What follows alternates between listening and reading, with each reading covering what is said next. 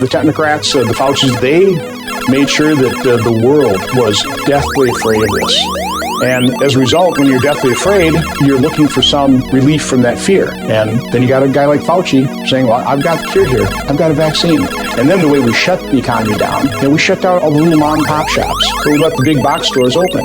One study showed there's almost a $4 trillion transfer of wealth from the middle class to big tech social media giants. So, I mean, those are the people that were in charge of the narrative.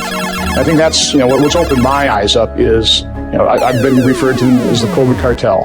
So they controlled the narrative, and they controlled the narrative in a way that was highly beneficial to them. I mean, Amazon did great during the pandemic. The social media companies did great during the pandemic.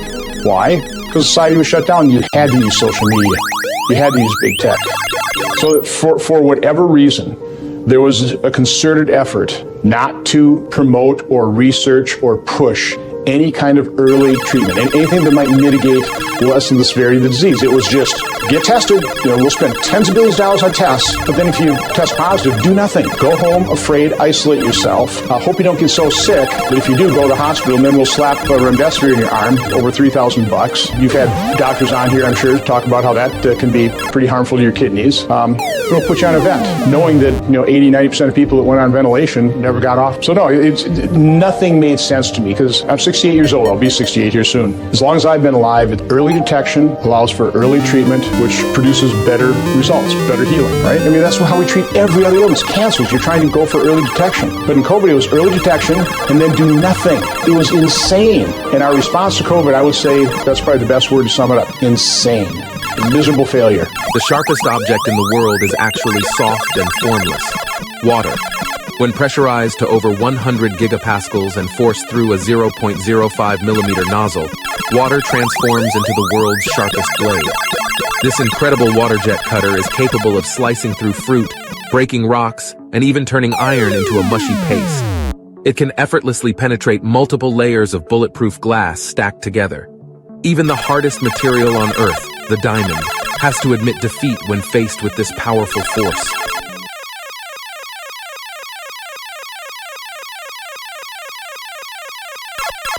What is Criollo cacao? Criollo is the most rare and exotic tasting cacao when looking at the three main cacao bean varieties. It accounts for 2% of global cacao supply.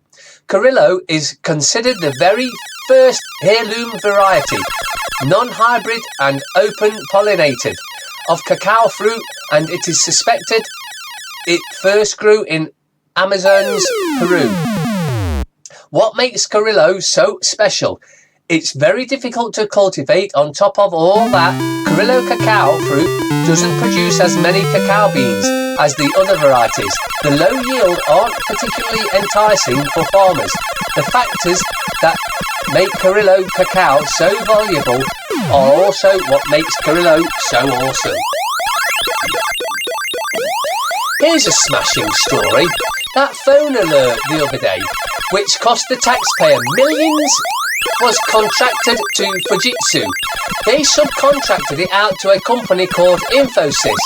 A woman owns it. Here's her husband. So he's basically backhanded himself millions of pounds. What a shock. Another corrupt, evil, satanic, Luciferian scumbag. Did you know? Lightly touching the acupressure point, GV24.5, known as the third eye point, can relieve mental stress, an upset stomach, frustration, confusion, mental congestion, and headaches. This acupressure point opens the homeostatic mechanism of the pituitary gland, the body's master gland of the endocrine system, which is vital for obtaining pain relief, radiant health, and for counteracting hundreds of diseases. And I want to say something else. One of the things that I learned from whistleblowers from the cabal itself is that they have to work within something they call the rules. And this is very, very important. So I really want to make sure that this gets into the film. The rules are a body of spiritual principles that they must follow in order to be allowed to exist. Now, what do I mean by allowed to exist? I mean that they are aware that there are benevolent forces that will prevent them from achieving their goals unless we give them permission to enslave us. Now think about that. Well, I didn't give them permission. So why did they put this plan for 3 world wars on display in a book that's hanging there open behind glass in the British Museum Library of London? And those 3 world wars that they're outlining are exactly World War I, World War II, and the War on Terrorism. Because the rules state that they have to tell us what they're doing. Therefore, if we allow it to happen, we have consented to tyranny, we have consented to enslavement. Now, if you get into the secret history of the Cabal, this was rediscovered by Queen Elizabeth, the original Elizabeth that we've heard about from the 1500s.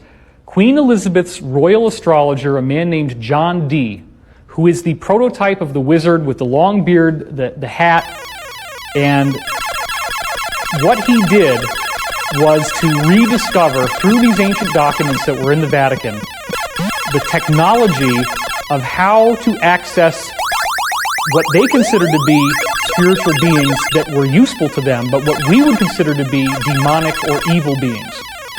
These beings need to be accessed through a very complex set of rituals and ceremonies. You cannot just ask for them to show up. You have to follow very elaborate and specific protocols. If you follow those protocols, it's like having an IP address, which is what we use to go online in order to notate a website. Every website has its own IP address.